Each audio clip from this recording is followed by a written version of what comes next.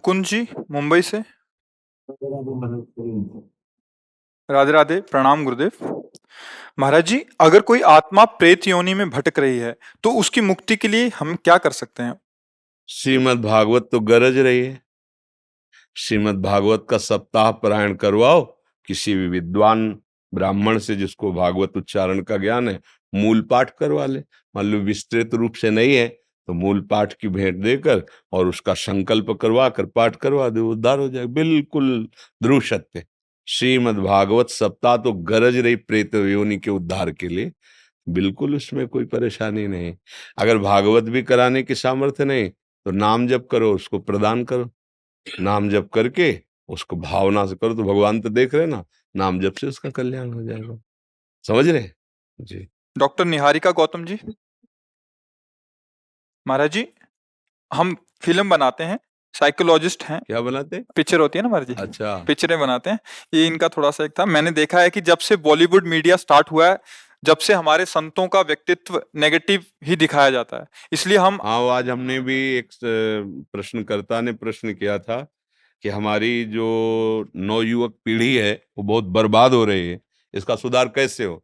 तुमका कैसे होगा भाई? सुधार होने के जो कारण हैं उनको तो हम मलिन कर रहे हैं।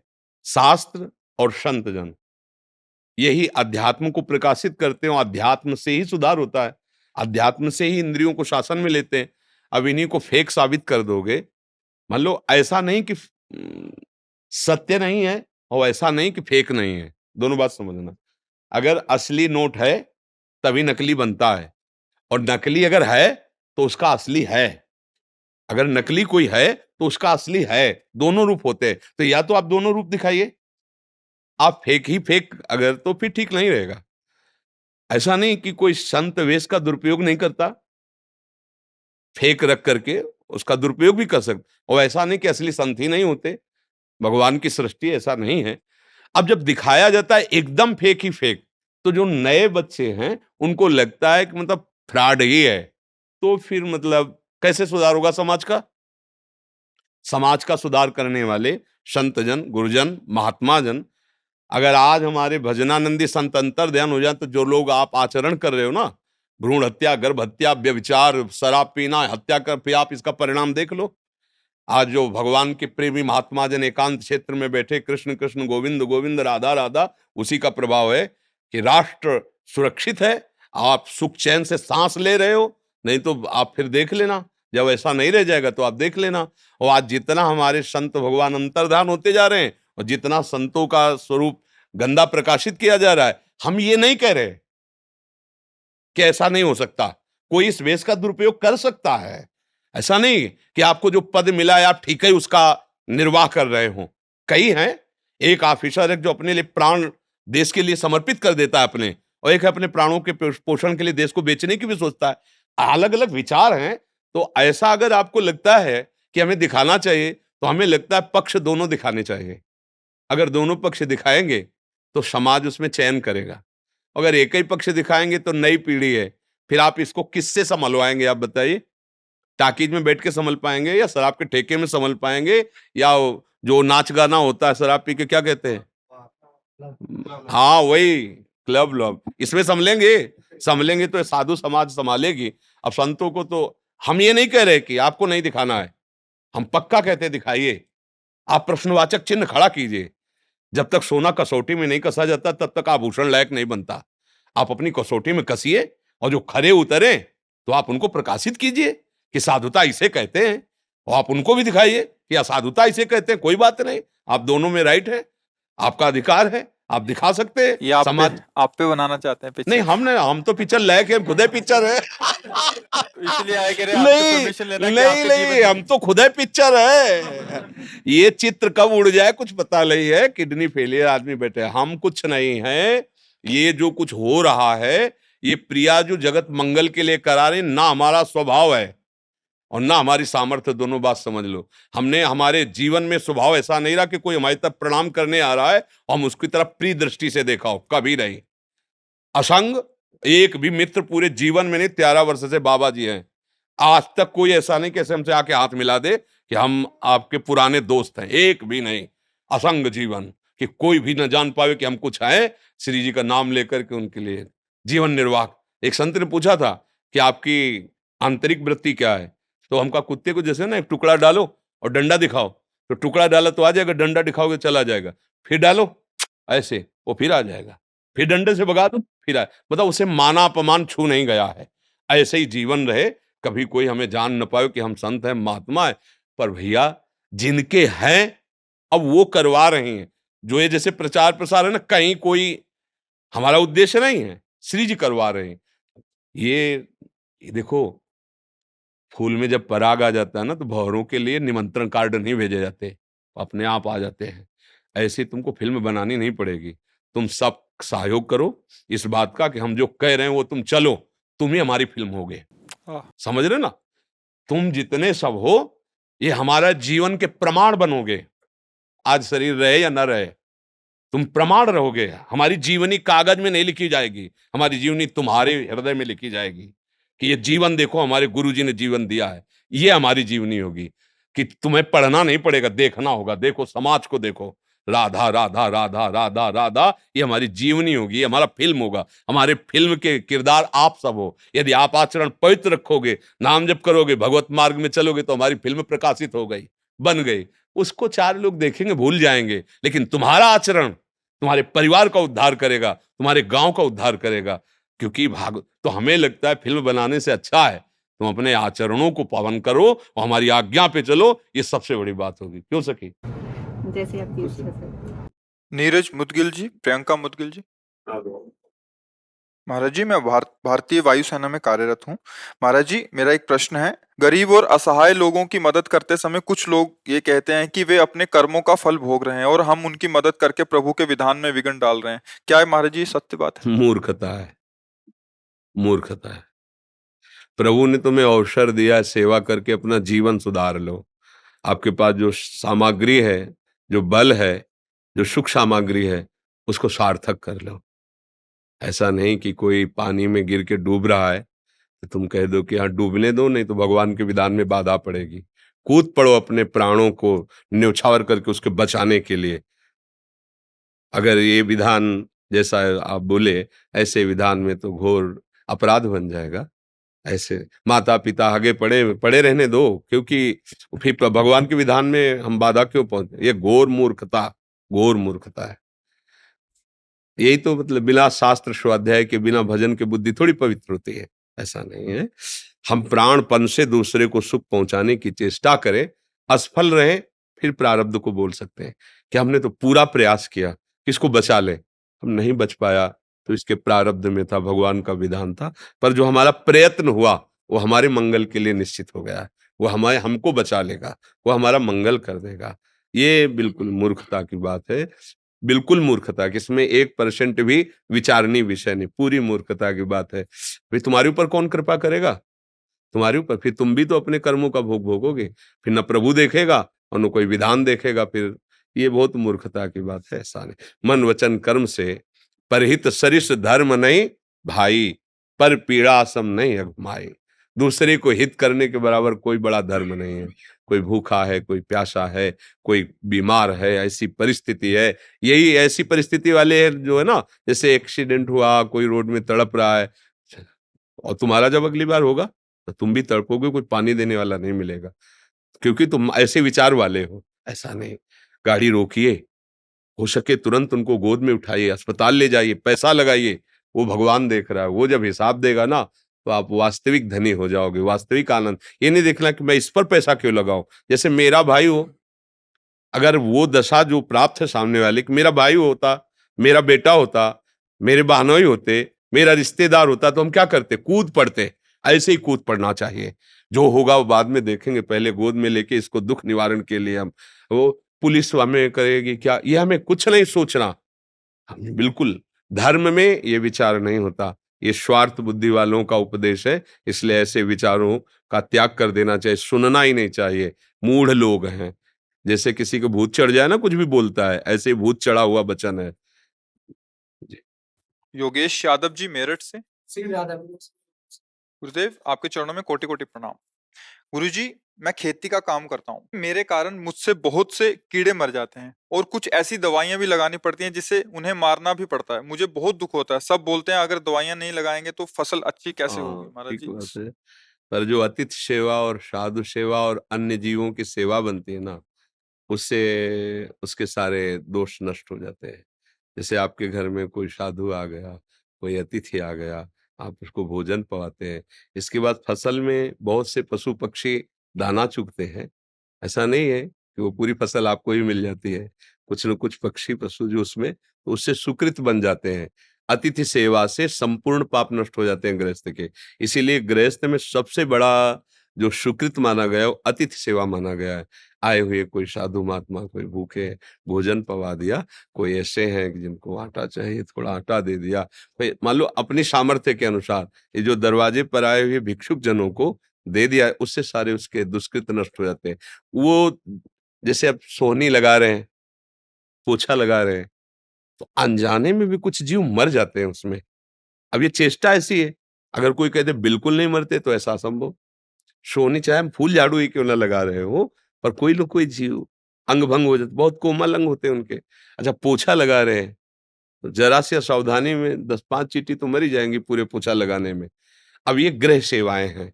अब इन सेवाओं में जब कोई घर में संत महात्मा पधारता है, उनका चरणामृत डाला जाता है घर में धो के और उनको प्रसाद पकाया जाता है, सारे दुष्कृत नष्ट हो जाते हैं। इसीलिए तो गृहस्थ जन संतों से प्रार्थना करें, आप हमारे घर पधारिए, आपकी चरण रज पड़े, आप थोड़ी जूठ पाएँगे, जूठन गिरेगी, हम पावन हो जाएँगे। तो ये अतिथि सेवा, साधु सेवा, गौ सेवा, पक्षी आदि की सेवा, पहले घर में जब रोटी बनती थी ना, तो उसमें से पहली रोटी गाय को निकाली जाती थी। ये बचपन में हमने देखा। फिर इसके बाद जो है एक रोटी के टुकड़े करके छत में फेंक दिए जाते थे, कौवा चिड़िया आज पाएँगी। फिर घर के बाहर निकल कर के पिताश्री ऐसे देखते थे कोई साधु महात्मा को ऐसे पाने नहीं तो फिर लौट के आके प्रसाद पाते थे। ये गृहस्थ का धर्म है। अगर अपने दरवाजे पर कोई भूखा आ गया है, तो आप उसको भूखे मत जाने दीजिए, कुछ पवा दीजिए। घर में कुछ न कुछ होता ही है। अगर नहीं है तो 10 मिनट प्रार्थना करके उनको रोकिए, 2 रोटी बनाइए, सारे दुष्कृत नष्ट हो जाएँगे। इसीलिए कभी-कभी कहा जाता है कि आप संतों को जाओ, निमंत्रित करो, उनको बुलाओ। जैसे अब प्रायः संत धाम आदि में ही वास करने लगे क्योंकि कलिकाल की ऐसी चाल बन गई। तो अब क्या है कि फिर धाम आदि की यात्रा करो। जैसे प्रयाग चले गए, वृंदावन आ गए, किसी 1-2 साधु को कुछ पवा दिया, उनके चरण प्रणाम कर परिक्रमा की, ये सब नष्ट हो जाता है अपराध। ऐसा कोई शरीरधारी नहीं है जिससे शुभ न बनता हो और जिससे अशुभ न बनता हो, क्योंकि शरीर शुभ अशुभ दोनों से मिश्रित है। जब हम शरीराभिमान छोड़कर और प्रभु का आश्रय लेकर भजन करते हैं, तो शुभ अशुभ दोनों का नाश हो जाता है। शरण निरापक पद रमित सकल अशुभ शुभ नंस, देत सहज निश्चल भगत सुजय जय श्री हरिवंश। गुरुदेव के प्रताप से, आचार्य के प्रताप से जब हृदय में भक्ति होती है, तो पुण्य और पाप दोनों का नाश हो जाता है और भगवत प्राप्ति कर लेता है। इसलिए कहीं भी रहो, किसान हो, व्यापार हो, कोई भी कार्य कर रहे हो, नाम जप करो और दूसरों का सुख चाहो।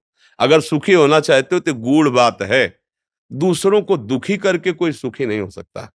दूसरों को सुख देने की भावना रखो और कुछ ऐसे कर्तव्य कर्म होते ही हैं। अब जैसे पैदल आप चल रहे हैं, तो आप क्या समझते हैं कोई जीव हत्या नहीं होती? किससे नहीं होती? आकाश में थोड़ी चलोगे। आप श्वास ले रहे हो, क्या जीव हत्या नहीं हो रही? आपको पता नहीं कितने ऐसे जीवाणु हैं जो अंदर जा रहे हैं। तो ये कुछ प्रक्रियाएं ऐसी हैं जिनमें होता ही है। अब उसके लिए उपाय हैं। भगवान नाम जप करो, अपनी जानकारी से किसी जीव को हम कष्ट नहीं दे रहे, पर अपने अन्न की रक्षा नहीं करेंगे तो अतिथि सेवा नहीं होगी, परिवार का पोषण नहीं होगा, जीवन नहीं चलेगा। एक किसान खेत पालता, सैकड़ों लोगों के पेट भरते हैं। भले वो अर्थ से खरीदे, अगर वो पैदा ही नहीं करेगा तो तुम्हारा अर्थ थोड़ी खा लोगे। वो उस मेहनत उसकी काम करती है। भले मान लो लाखों रुपया है, तो लाखों रुपया खा लोगे क्या? खाओगे तो गेहूँ ही। पर उस किसान से पूछो जो मेहनत करके 5-6 महीने में फसल तैयार किया, तो उससे कितने लोगों का मंगल हो रहा है, इसलिए किसान को पाप नहीं लगता। अतिथि सेवा, साधु सेवा, जगत मंगल के लिए हो। हमारे यहाँ तो भारत में बड़ा जोर का नारा लगाया है, जय जवान जय किसान। नहीं हाँ, तो आप किसान है तो ये न सोचे कि आपकी भक्ति कमजोर है। नहीं, ये हम बोल तभी पा रहे हैं जब रोटी पा रहे हैं, और रोटी तभी पा रहे हैं जब आप वहाँ गेहूँ पैदा कर रहे हैं। अगर आप गेहूँ पैदा बंद कर दे तो रोटी कहाँ से मिलेगी? ये बात सर। वीना जी हिसार से। जय श्री राधे। महाराज जी आपके चरणों में कोटि कोटि प्रणाम। महाराज जी, मुझे एक परेशानी है 20 साल से जिसकी दवाएं चल रही हैं। मुझे यूं लगता है कोई झाड़ू या शौच फर्श होकर मुझे छू ले, मेरे से भिड़ जाए तो मुझे अशुद्धता लगती है। कोई भी व्यक्ति अगर अशुद्ध होता है मुझे, या मेरे किसी सामान को छू लेता तो मुझे टेंशन हो जाती है कि ये शुद्ध हो गई। बहुत एक चिंता खाई जाती है महाराज जी। सारा सामान धोती हूँ, फिर पूरा कपड़े धोती हूँ। आपके प्रवचन से बहुत बल मिला, मेरा इस बात का भी। अगर आपको ऐसा लगता है कि हमारी बात से आपको बल मिला है, तो आज से आप निश्चिंत हो जाओ, और भगवान का नाम उच्चारण करने से जैसी पवित्रता होती है, वैसे किसी स्नान से पवित्रता नहीं होती। ध्यान रखना।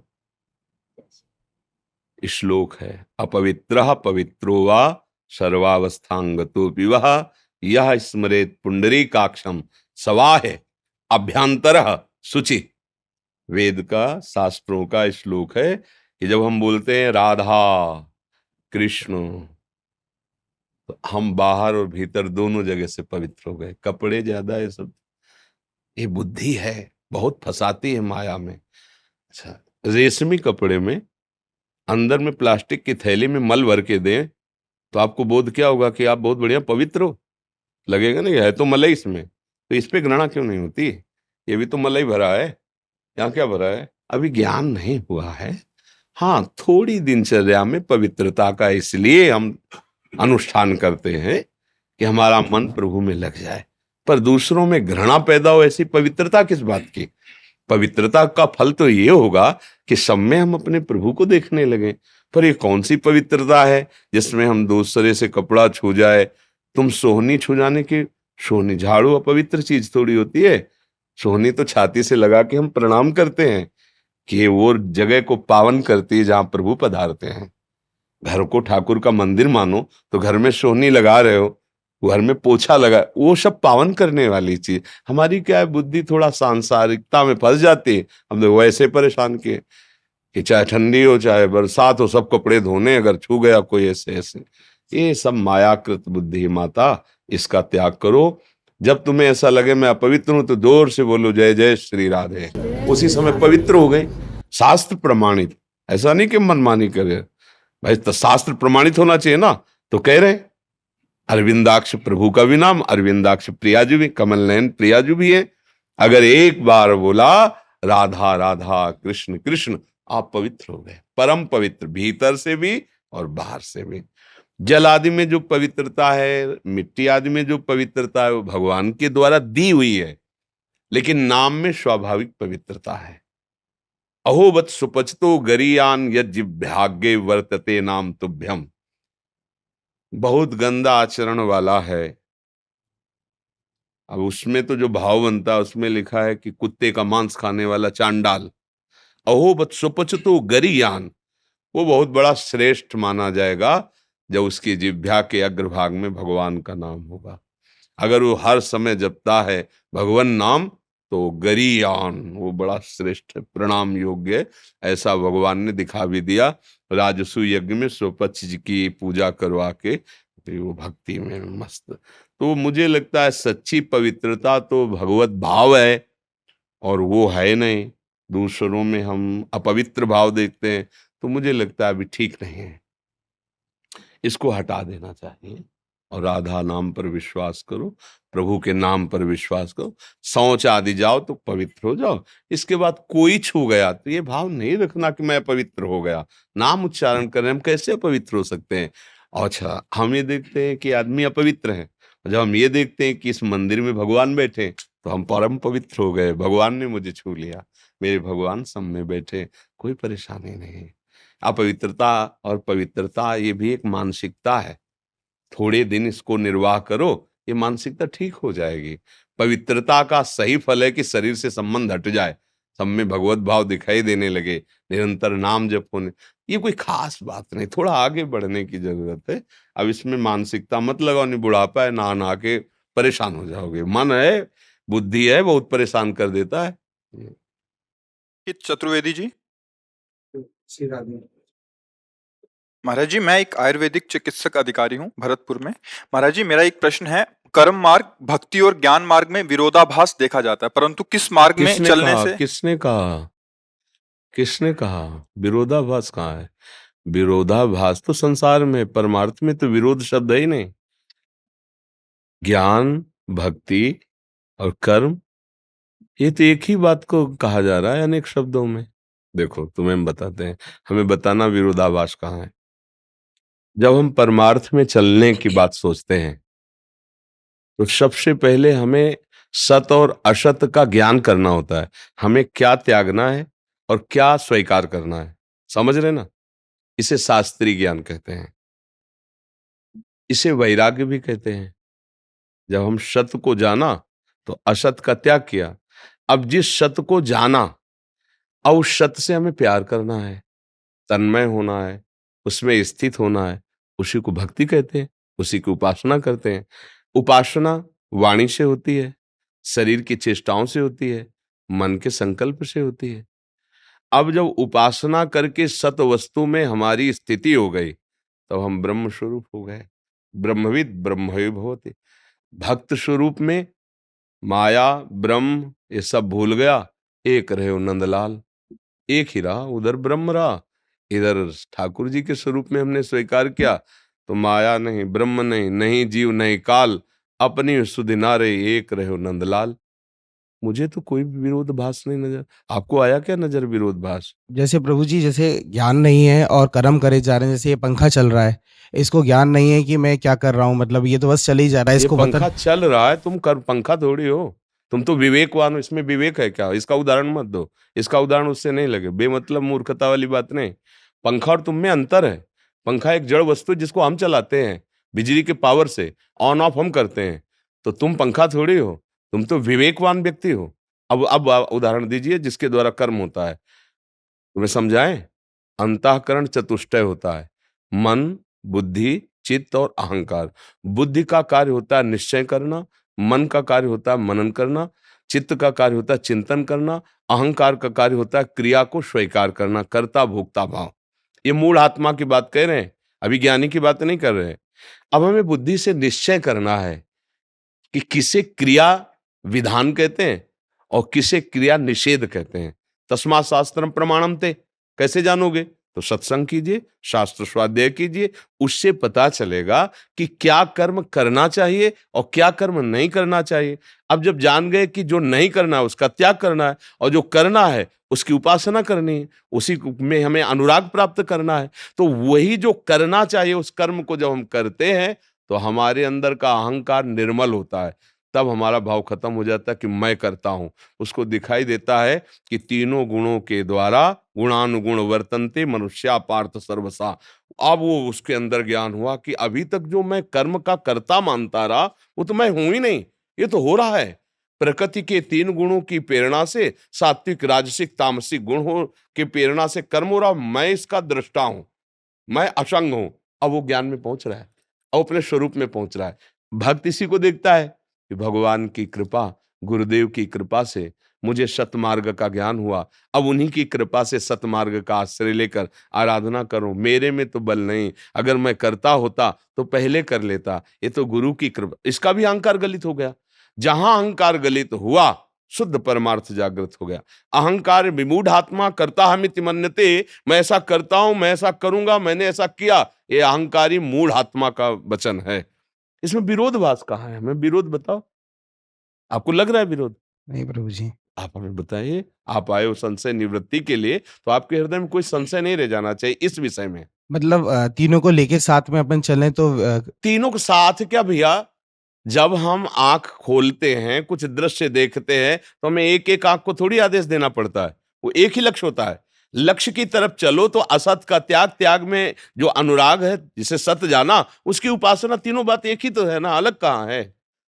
अब उसे अलग अलग करके जो वर्णन किया जाता है वो बुद्धि का केवल खेल होता है। वो आंतरिक सिस्टम में नहीं होता है। सिस्टम में होगी तो एक ही बात है। हम बोल रहे हैं, आपको देख रहे हैं, हाथ चेष्टाएं कर रहे हैं, हम कुछ कर रहे हैं क्या? स्वाभाविक जहां जैसा जैसा हो रहा है ना, ऐसे ही बिल्कुल ये यंत्रवत चल रहा है। अब थोड़ा मतलब अभी आप मानसिक धरा पर बात कर रहे हैं, थोड़ा आध्यात्मिक धरा पर आइए, फिर उससे बात करो। फिर आगे चल करके कुछ कुछ हमें आज तक अलग नहीं लगा है, कुछ नहीं लगा, कोई संप्रदाय, कोई महापुरुष के वचन। वहां से जहां से वो बोल रहे हैं वहां खड़े हो जाओ, बड़े महापुरुषों की, तो आपको एक ही बात दिखाई दी, कुछ अंतर नहीं है, कुछ अंतर। हमें कहीं अंतर नहीं लगा।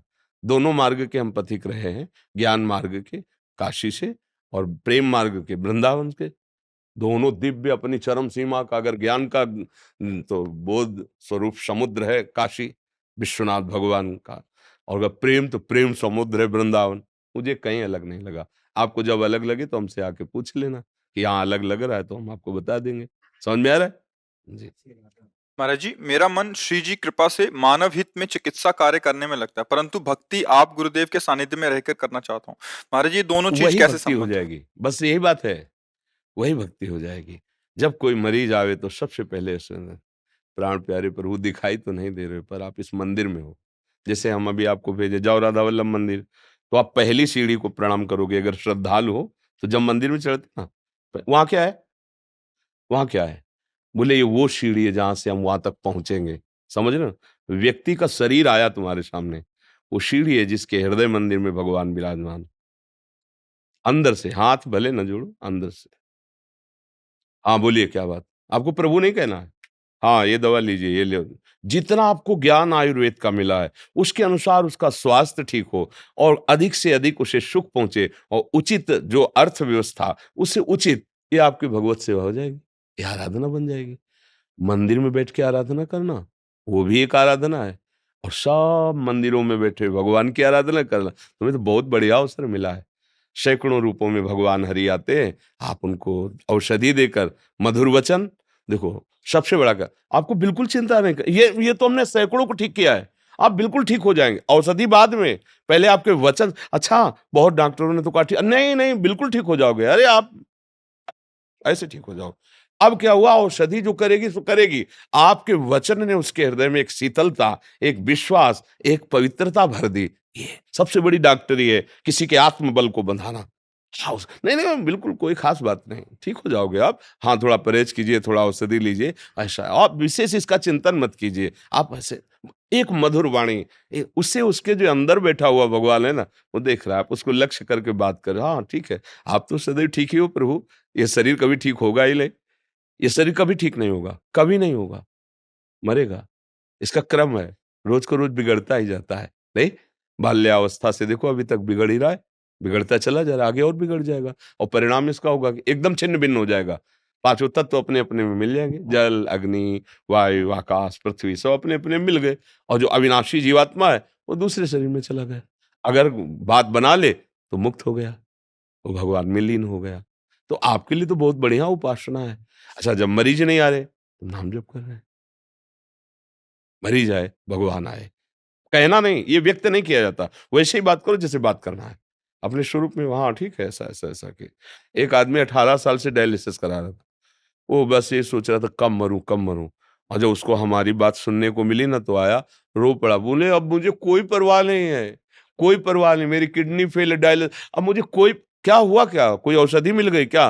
नहीं, वचन, वचन, अरे इनको डायलिसिस होता है, इनकी किडनी फेल, ये इतने स्वस्थ रहते हैं, मुझे भी प्रसन्न रहे। देखो स्वस्थता का तुम्हें रहस्य बताएं, दोनों किडनी खराब है, भारी कष्ट रहता है, लेकिन हम कभी कष्ट में नहीं रहते। हम श्री जी के चिंतन में, श्री जी के चरणों के आश्रय में और उनके बल से प्रसन्न रहे। तो आप देखो, आपको लग रहा है हम डायलिसिस में हैं? कल डायलिसिस हुआ था।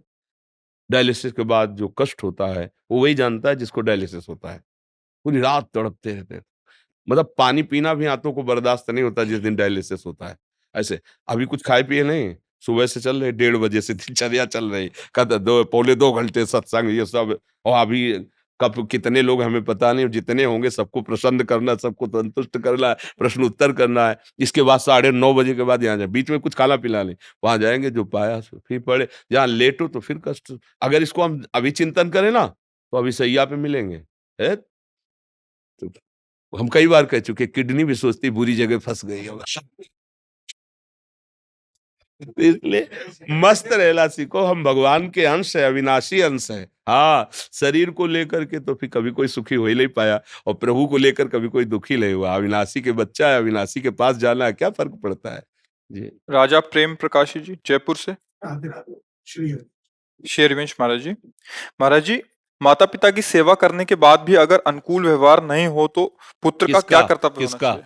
माता पिता का ना, हाँ, हम तो कई बार कहा है, सेवक को चाहिए कि स्वामी के व्यवहार से सेवा नहीं होती। स्वामी क्या व्यवहार कर रहा है हमें उससे नहीं लेना।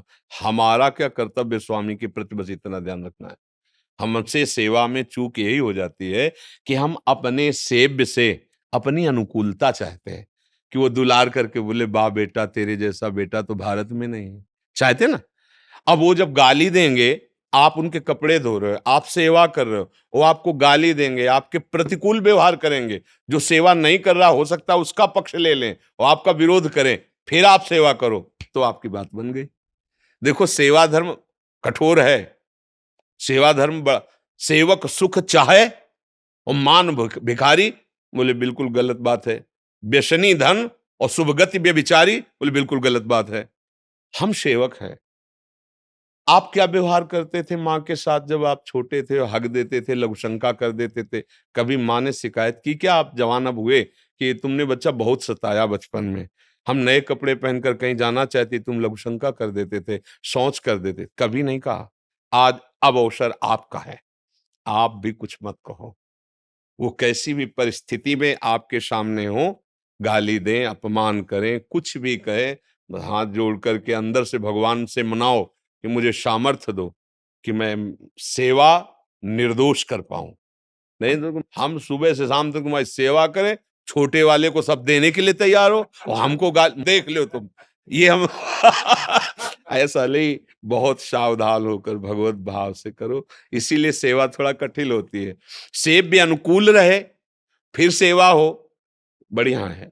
लेकिन सेव्य प्रतिकूल हो, फिर सेवा हो, तो जगत पर विजय प्राप्त कर लोगे। ये बात ध्यान रखना है। इसीलिए सेवक सुख चाहे, निषेध किया गया। तभी उन्होंने पूछा सेवा में क्या दोष हो सकता है? सो सुख वांछा। हमारी वांछा है ना, 4 लोग पड़ोसी व्यवहार करें ठीक। जब आप उनकी सेवा करके निकलेंगे और उनके पास कोई बैठेगा तो आपकी निंदा करेंगे। ऐसे नाटक कर रहा है सेवा का। ऐसे शब्द बोलेंगे कि आपको लगे कभी इनके पास नहीं जाऊंगा। नहीं नहीं नहीं, समय से सेवा, उनके कपड़े धोना है, उनको व्यवस्था करनी, जो समय चुपचाप श्री विग्रह ठाकुर जी का आप सेवा करते हैं, वो कुछ कहते तो है नहीं ना, कुछ नहीं कहते ना, आप सेवा करते हो ठीक है, लेकिन गुरु जी अब इनकी सेवा करके दिखाओ। बात समझ रहे हैं? इसीलिए ठाकुर जी की सेवा से भी बढ़कर गुरु जी की सेवा कही गई। सेवा करोगे, इसके बाद अगर जरा भी अभिमान दिखाई देगा सेवा का, तो डांट लगा के तुम्हारे अपमान करके तुम्हारी वो वृत्ति हटा देंगे अहंकार। यार मतलब पूरा जीवन दे दिया इनको, दूसरे आते फट से माला पहना देते, रात दिन इनकी सेवा में लगे, एक बार प्रेम से भी नहीं देखते। चलो यार मतलब कुछ नहीं। अहंकार जो है जानते हो जिससे जितना प्यार किया जाता है वो बाहरी व्यवहार नहीं किया जाता है। जैसे मान लो ये लोग हैं, हमने कभी माला नहीं पहना है, कभी नहीं से ये ले क्यों? जैसे हम अपने को अपने हाथ से माला पहनाएंगे, अपने लिए थोड़ी, ये अपने हो गए, ये हमारी आत्मा है, ये हमारे प्राण है। अब जैसे आप आए हो, आपकी आकांक्षा है, अब हम माला देंगे तो आपको लगे महाराज जी हमें बहुत प्यार करते हैं। किस लिए दिया? जैसे लोग कहते हैं विशेष को क्यों देते हो? क्योंकि विशेष हजारों को संभाल रहा है। तुम अपनी केवल वासना की पूर्ति कर रहे हो और वो हजारों को संभालने के पद में, और वो अगर धार्मिक हो गया तो हजारों को बचा लेंगे हम। हमें जरूरत है तुम्हारी अनुकूलता की। क्या अनुकूलता? तो हमारे धर्म को समझो। हमारे धर्म से जब चलोगे तो हमारे असहाय जो जन हैं उनका तुम सहयोग करोगे, तुम्हें हम सम्मान देंगे कि हमारी बात समझ जाओ, तो तुम्हारा मंगल हो जाएगा और हमारा देश सुखी हो जाएगा। एक एक पद अधिकारी अपने अपने पद का ठीक से सदुपयोग करे तो हमारा पूरा देश मंगल में हो जाएगा। सब अपने अपने अधिकार का ठीक से निर्णय करें। तो जैसे कोई कोई प्रश्न कर देते हैं कि उनको तो माला चुनरी पहना दी क्योंकि वो विशेष है, इसीलिए पहना दिया। कि अगर वो धर्म से युक्त हो जाएंगे तो मतलब एक बड़ा पदाधिकारी है और वो हजारों को, अगर वो धर्म से चलेगा, उसको एक बात आ गई कि अधर्म से चलने पर पतन हो जाएगा, अब वो धर्म से, अब धर्म जो है वो सबको सुखी, उसको भी सुखी कर देगा और हमारी समाज को भी सुखी कर देगा। अपनापन जो प्यार होता है वो एक आंतरिक वृत्ति होती है। माता पिता जब कटु वचन बोलते हैं सेवा के बाद और उन्हीं को आप तुरंत किसी से सूचना भेजो कि वो अभी जा रहे थे ना, उनका एक्सीडेंट, फिर उनकी हालत देख लो आप। फिर उनके उसी समय जो तुम्हें गाली दे रहे थे, जो तुम्हें अपमान, उसी समय उनके अंदर कितना प्यार है आपके प्रति, वो एकदम एकदम आप देखोगे कि अरे हम तो जान ही नहीं पा रहे थे इतना प्यार कर रहे हैं। बहुत समल सेवा भाव में भगवान बुद्धि ऐसी कर देते हैं सामने से कि लगता है कि सेवा क्या, इनके नजदीक भी मत जाओ, व्यवहार उनसे ऐसा करवा देंगे। इसलिए बहुत सावधान हो और यही आपके मंगल का विधान हो जाएगा। कर्नल संजय कुमार सिंह जी, राधे राधे महाराज जी, आपके चरणों में कोटि कोटि प्रणाम। महाराज जी, ब्रह्मांड की उत्पत्ति में और मनुष्य के जन्म और वापस ईश्वर में विलय का उद्देश्य क्या है? खेल, सहज शब्द में खेल, शास्त्रीय शब्द में इच्छा, एकोहम बहुश्यामा। उस परमात्मा के हृदय में उपनिषद कहते हैं एकोहम बहुश्यामा, मैं बहुत हो जाऊं, क्योंकि खेल अकेले नहीं होता। एकाकी न रमते, एक में रमण नहीं होता, दूसरा कोई है नहीं। तो आप अपने आप से अपने आप को बहुत रूपों में विस्तार करके और दो प्रकार के खेल खेल रहे हैं। एक है त्रिगुणात्मिका माया का खेल, सतोगुणी, रजोगुणी, तमोगुणी खेल, और एक है त्रिगुणातीत खेल जो भगवत भक्तों के नेत्रगोचर होता है, जिसे दिव्य लीला कहते हैं।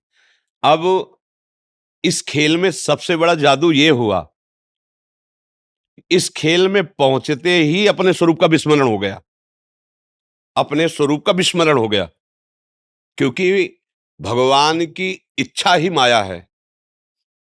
और इसका ऐसा प्रभाव पड़ा, क्योंकि खेल खेलना है, अब विपक्ष का खेल खेलना है, और मुझे पता है मैं और मैं एक ही है, अब खेल नहीं होगा। तो उस इच्छा के प्रभाव से विस्मरण हो गया। अब विस्मरण होते ही वो इस देह में आसक्त हो गया, जो हमें देह मिली, चाहे सुअर की मिली, कुत्ता की मिली, जो भी योनि मिली। अब उससे निकलने का उसमें चांस नहीं रह गया। खेल है, एक चांस रखा गया। 83,99,999 योनियों में जो 84 लाख पूर्ण होने की बाद वो मनुष्य योनि एक ही, इसमें विवेक संपन्न होकर आप अपने आप को निकाल लो। अब वो देह भाव ऐसा पुष्ट हो गया कि जहां देह हुआ तो अंदर ही इसको ज्ञान था, जब मां के गर्भ में था। भगवान कपिल देव जी ने वर्णन किया है भागवत में, एक बार मुझे जाने दो, अब मैं अपने को मुक्त करूंगा, मैं ऐसे दुख को नहीं झेल पाऊंगा, हे नाथ एक बार करुणा करो। बाहर हुआ तो कहां कहां कहां बोले बच्चा हुआ है, आनंद मनाओ। वो रो रहा है कि वो दिव्य ज्ञान कहां गया, वो तेज कहां गया जो मैंने गर्भ में देखा था। भूमि परत भा ढाबर पानी, तिम जीवहि माया लपटानी। एक पॉइंट था जिससे हम निकल सकते थे, इस खेल से विजयी हो सकते थे। मनुष्य शरीर में आकर हम आसक्त हो गए। अब अपने को कर्ता और भोक्ता मान करके नाना प्रकार के मना कष्टानि इंद्रियाणि प्रकृति स्थान कर सती, फिर उसी इच्छा में फंस गए। मनुष्य शरीर धारण करके प्रकृति की भोगने की फिर उसी इच्छा में फंस गए। अब लौटना है हमें, अगर खेल से उब गए हों तो हमें लौटना है। क्या अब लौटना कैसे हो सकता है? इस नाटक मंच पर तुम्हें जो रोल दिया गया है, बिल्कुल ईमानदारी से उस रोल को निभाइए और ये ध्यान कीजिए कि तुम सिर्फ नाटक कर रहे हो, तुम सत्य में वो नहीं हो जो नाटक कर रहे हो, नहीं हो। तुम पिछले में ऐसे नहीं थे, आगे में ऐसे नहीं रहोगे। वर्तमान में जो दिखाई दे रहे हो ये एक केवल झलक मात्र है। ना ये शरीर पूर्व में था, ना ये बाद में रहेगा, भविष्य में नहीं रहेगा। लेकिन तुम पूर्व में भी थे, वर्तमान में भी हो और भविष्य में भी हो। तो तुम कौन हो और ये शरीर कौन हो, इसका दोनों का विभाग। ये मायाकृत शरीर हमको जन्म लेते ही आसक्त कर लिया, मैं। अब हम सत्संग के द्वारा प्राप्त विवेक से इसको हटाते हैं, और जे ही हटाए तो सत्संग जो प्राप्त होता है संतों से, गुरुजनों से, शास्त्र से, गुरुवाणी से प्राप्त होता है। गुरुवाणी अर्थात भगवान के वचन, क्योंकि संतों में जो अवतरित होता है वचन, वो भगवान की ही जुठंत होती है, भगवान के वचन होते हैं। तो भगवान ने ही जनाया ना। किसको जनाया? आपको। क्या? कि तुम कौन हो। तो क्या जान गए? तो जानत तुम्हें होई जाई। समझ गए ना? सोई जानई जेहि देहु जनाई, तो जानत तुम्हें हो। नारद जी ने भक्ति सूत्र में लिखा, तस्मिन् तज्जने भेदा अभावात। प्रभु और प्रभु की भक्ति करने वाले भक्त में अभेद हो जाता है, क्योंकि वो अभेद था ही। ब्रह्मसूत्रों में ब्रह्मविद ब्रह्म ही भवति, जो ब्रह्म को जान लेता है वो क्या हो जाता है? ब्रह्म हो जाता है। ब्रह्म हो क्या जाता है? वो तो था, है, रहेगा, वो अविनाशी का स्वरूप है। जहां वो अविनाशी भागवत स्वरूप को प्राप्त हुआ, खत्म ये खेल। अब मिट गया। ये खेल है, सिर्फ खेल, गेम है, गेम, बड़ा खतरनाक गेम। एक ही पॉइंट है, निकल सकते हो, केवल मनुष्य शरीर, वो उसमें भी राग रहित होकर के, क्योंकि द्वेष की सत्ता नहीं, राग से ही होता है। जिससे हमारी प्रियता होती है उसी से नफरत हो सकती है, जिससे प्रियता नहीं उससे नफरत हो ही नहीं सकती। अनुकूलता में प्रियता है और प्रतिकूलता में हमारी नफरत प्रकट हो जाती है। तो अनुकूलता को राग कहते, प्रतिकूलता को द्वेष कहते। इन्हीं दोनों के भावों से पूरे संसार का चिंतन निरंतर चलता रहता है। हृदय में देख लो, कोई विषय, कोई व्यक्ति, कोई स्थान, कोई बात जो अनुकूल है उसका चिंतन प्रति, और शांत भाव करने के लिए इन दोनों का त्याग करना होगा। जहां दोनों का त्याग किया और अपने स्वरूप में आया तो उसे कहते जीवन मुक्त हो गया। जीवन मुक्त क्या हो गया? जो पकड़े था वो छूट गया, खत्म खेल। अब वो अपने स्वरूप में आ गया। एक उपनिषद का महावाक्य है, चारों उपनिषद के 4 महावाक्यों का, तत् त्वम असि, तत् त्वम असि, तुम वही हो, उपनिषद का महावाक्य। अब जब ये अनुभव हो गया तुम, तो खेल खत्म हो गया ना।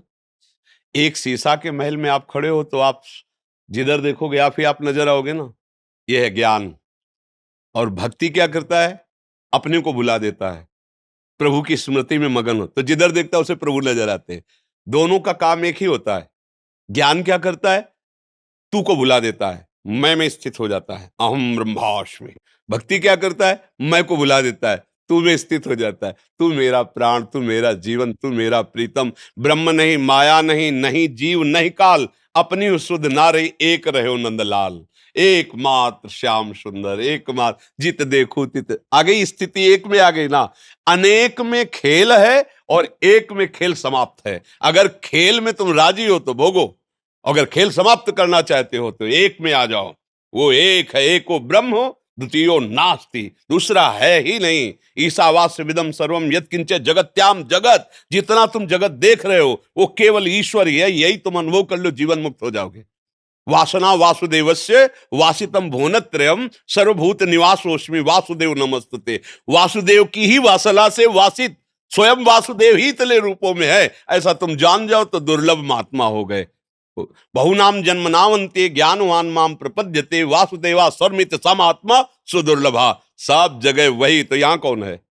सब समय वो है तो ये समय भी है, सब में है तो इसमें भी है, सब का है तो मेरा भी है। जो भाव लगा पावे, भाव लगा करके निकल जाए। ये नहीं तो ऐसा जंजाल फंसा है माया का, इतनी कोट पे कोट बंधन है कि निकल पाना बड़ा मुश्किल है। जैसे किसी राजधानी की सुरक्षा के लिए परकोटे लगाए जाते थे ना, ऐसे ही जीवन मुक्त अवस्था के लिए परकोटे हैं।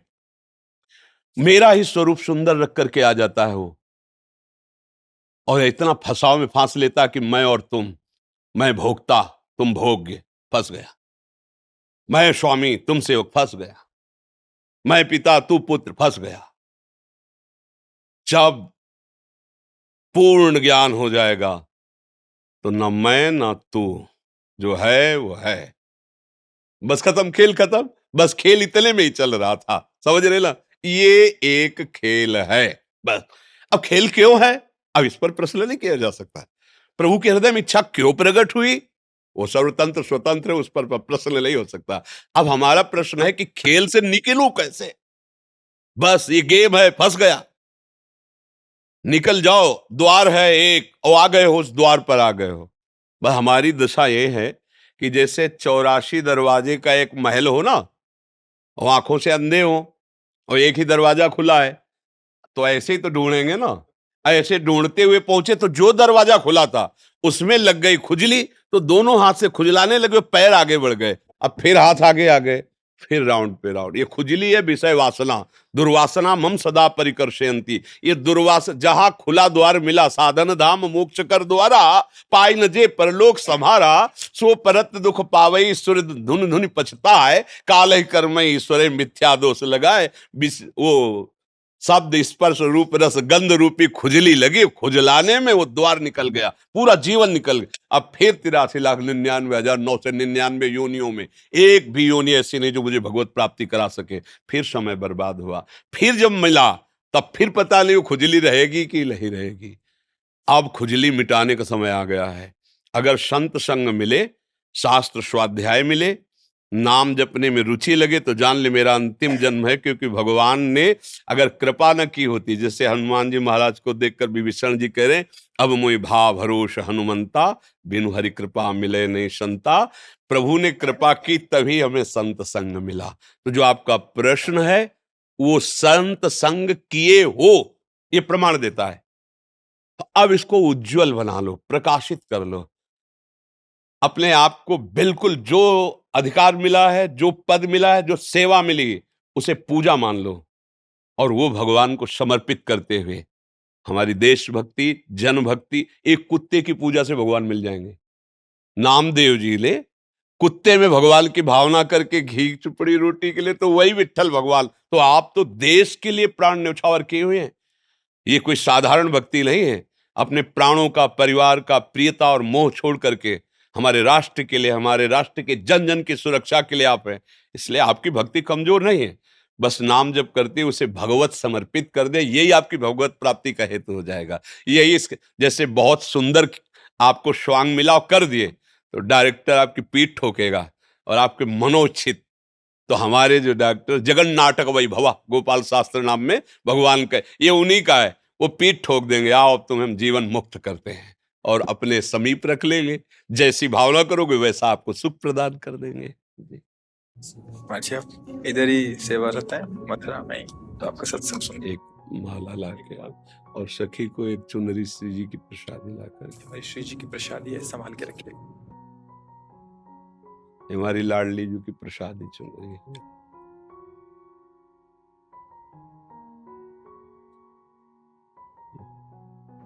सौभाग्य है महाराज जी के आपको दर्शन बहुत धन्य हो गया जीवन।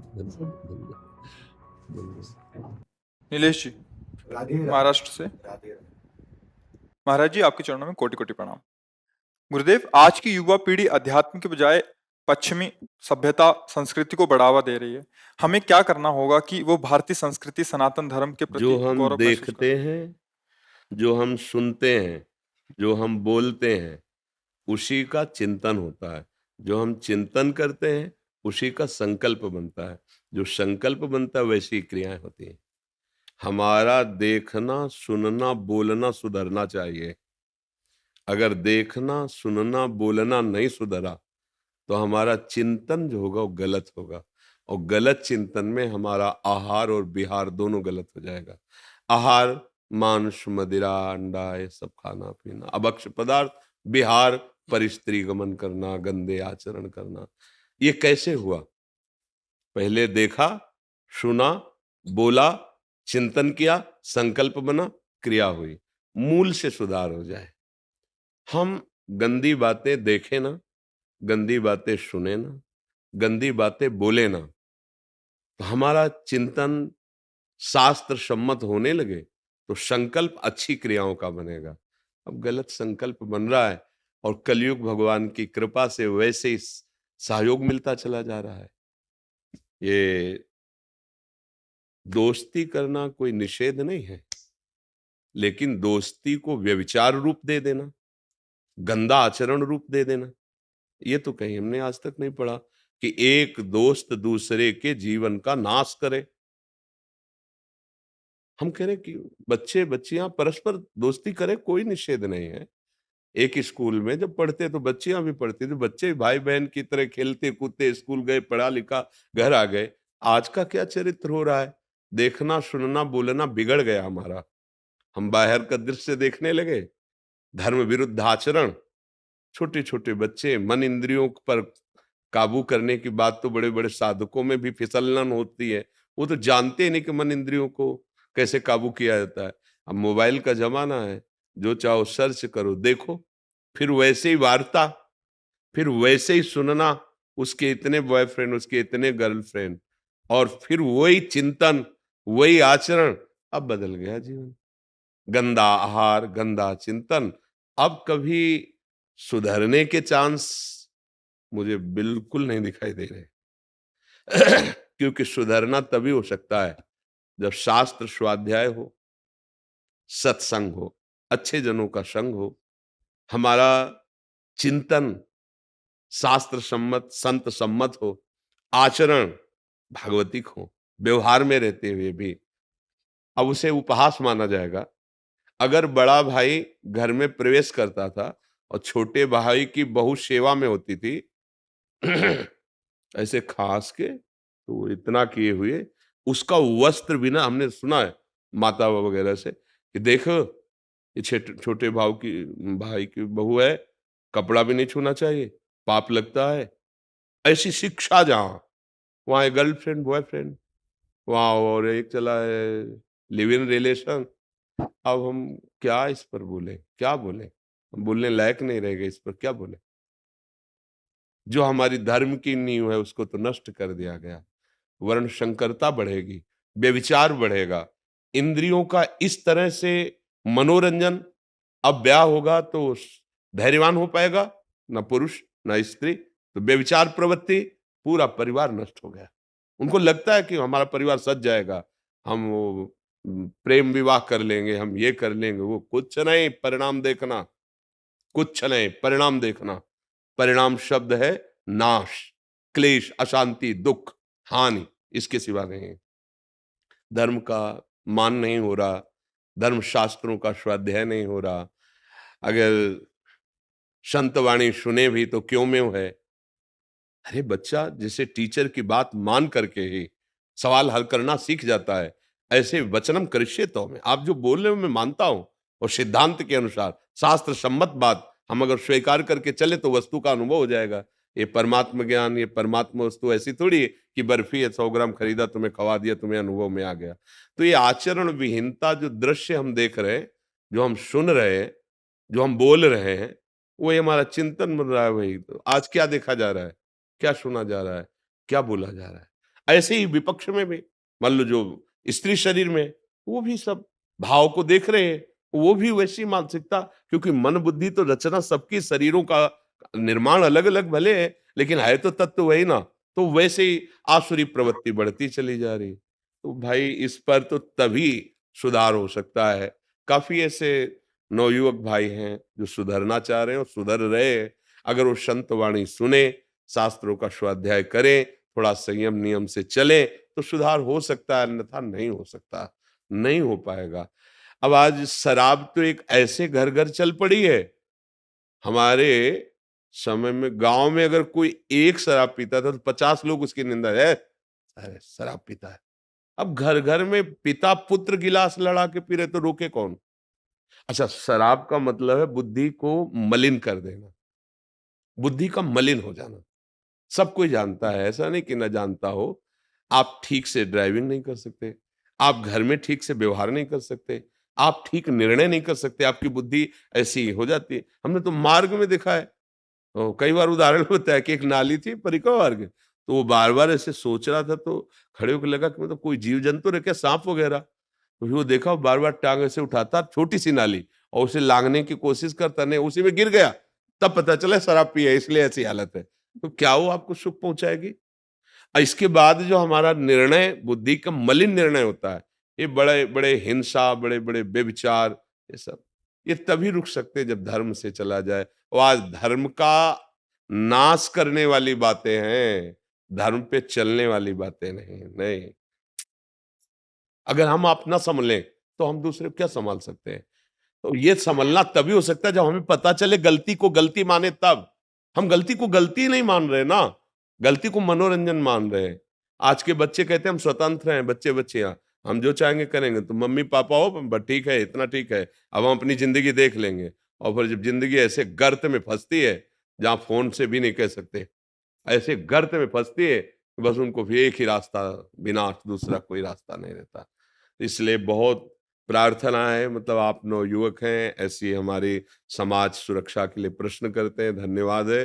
पर हम खुद अब सुधरें और 4 जनों को सुधारने की भावना रखें।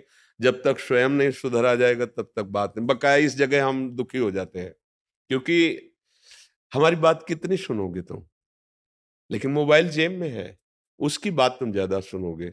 और उसमें जो कुछ सर्च करो अभी देख लो, एक क्षण में देख लो। सोचो, जिन दृश्यों के देखने से वो राक्षसी भाव बढ़ जाता है, उन्हीं को बच्चे ज्यादा पसंद करेंगे। संत या भगवंत की चर्चा ये थोड़ी ज्यादा पसंद करे, ये तो सात्विक बुद्धि वाला पसंद करेगा। अब उनको सुनाओ हाँ, अगर उनको बताओ कि भाई ये सत्संग आप सुनो जब आपके विकार आवे, तो वो सत्संग में वो विकार बढ़ाने वाली बात देखेंगे, तो वो तन्मयता होती, फिर जो हम सुनते हैं ना वही हमें करने की इच्छा होती है। तो फिर भ्रष्ट आचरण अब कैसे करें जब तक भगवान नाम नहीं, भगवद आश्रय नहीं, अच्छा भोजन नहीं, कैसे हो सकता है? हमारा समाज धन को प्रधान रख करके भ्रष्ट होता चला जा रहा है, भोगों को प्रधान रख करके भ्रष्ट होता चला है। जहां धन की प्रधान बुद्धि रखी जाएगी, भोगों की प्रधान बुद्धि रखी है, वहां राक्षसी बुद्धि आ जाती है, और राक्षसी बुद्धि कुछ भी करवा सकती है। आप देख रहे हो ना, उसी को कहा जाए कि तू अपने बच्चे को पिला, ये दूध जो बना के बाजार में बेचने जा रहा है, वो नहीं पिलाएगा, क्योंकि जानता है मैंने ऐसा ऐसा इसमें केमिकल मिलाया है। फिर दूसरों के बच्चों की हालत क्या होगी? उसी को खवाओ घी जो बना रहा है, वो नहीं खा वो नहीं खाता, वो तो केवल बेचता है पैसे के लिए। ये सब बड़ा विचित्र है। भगवान कृपा करे, सबकी बुद्धि शुद्ध हो, नाम जप करे तभी समझ में आएगा। महाराज जी आप मिश्रा जी आपका नाम है, तो कह रहे थे कुछ राधा नाम और कुछ एक दो पंक्तियां महाराज जी के अगर सेवा में हो जाए। सुना दीजिए, बैठ कर सुना दीजिए।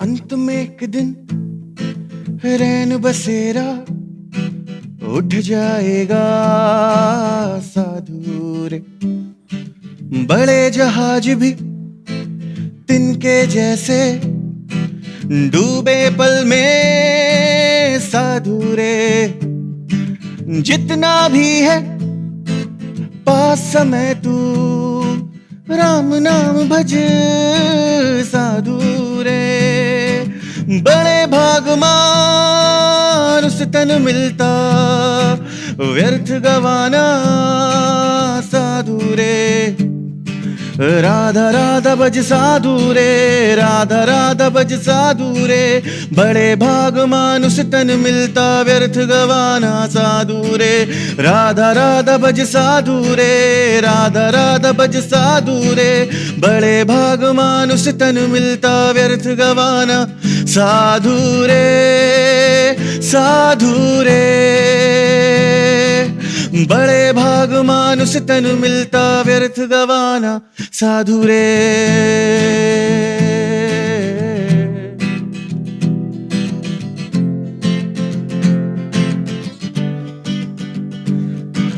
मुख में अग्नि चरण में पानी इतना मिलेगा साधु रे, मुख में अग्नि चरण में पानी इतना मिलेगा साधु रे, मुक्ति मिली तो ठीक है वरना फिर आएगा साधु रे, मुक्ति मिली तो ठीक है वरना फिर आएगा साधु रे, मुख में अग्नि चरण में पानी इतना मिलेगा साधु रे, मुक्ति मिली तो ठीक है वरना फिर आएगा साधु रे, भरी तिजोरी शोर मचाए, मन में 100 रोग बिठाए, बैरागी मन तान के सोए, लोभी के घर नींद ना आए, लिखा हुआ ना मिट पाएगा और न समय पीछे जाएगा, जिएगा जो इस पल में जीवन वही अंत में मुस्काएगा,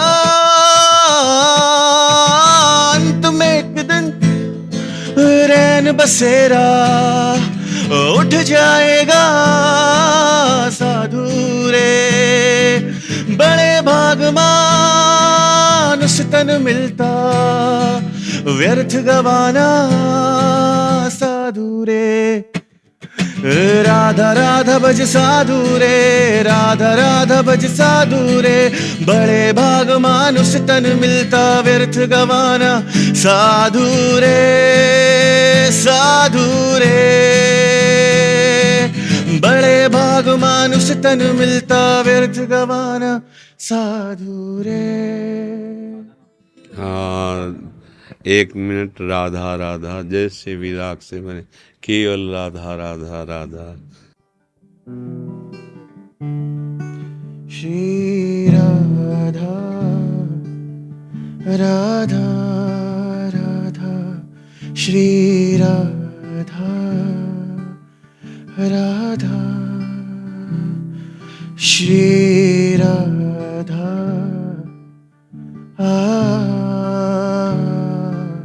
श्री राधा राधा, राधा राधा राधा, राधा राधा राधा, राधा राधा राधा, राधा राधा राधा, श्री राधा राधा राधा, श्री राधा राधा राधा, श्री राधा राधा राधा, राधा राधा राधा, राधा श्री राधा, राधा श्री राधा, राधा श्री राधा, श्री राधा, श्री राधा, श्री राधा।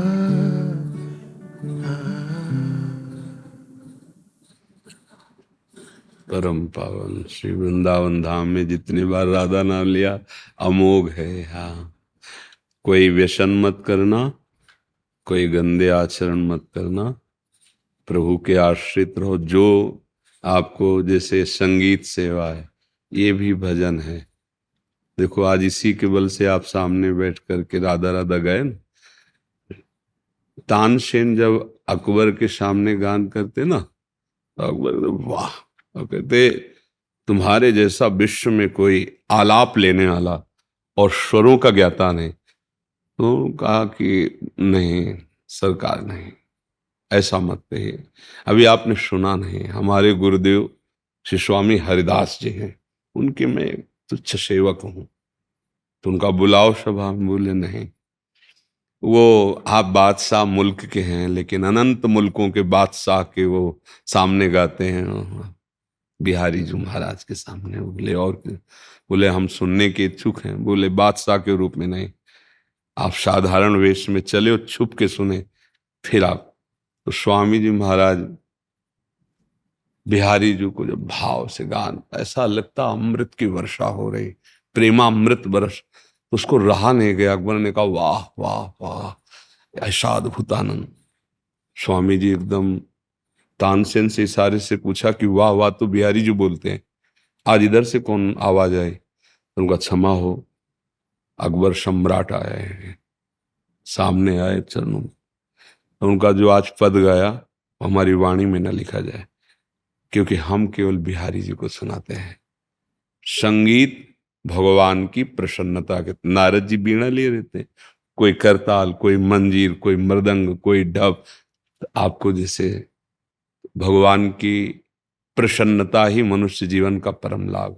गंदा आचरण, गंदे नशा, ऐसा कहीं भी आप गा रहे हैं, अगर लौकिक गीत भी गा रहे हैं तो आप उसमें भावना कीजिए कि मेरे भगवान सब रूपों में बैठे सुन रहे हैं। साजन बलमा प्रीतम प्यारे वही हैं। अगर वो चले जाए तो कोई साजन नहीं, कोई प्रीतम नहीं, कोई प्यारा नहीं, है ना। वो अंदर से अंतर ध्यान हो जाए तो उस शरीर को नष्ट कर दिया जाता है। तो लौकिक शब्द भले बोले जाए, लेकिन अपने को समझना वही है। अगर उस वो ना हो तो सब शून्य है, सब व्यर्थ है।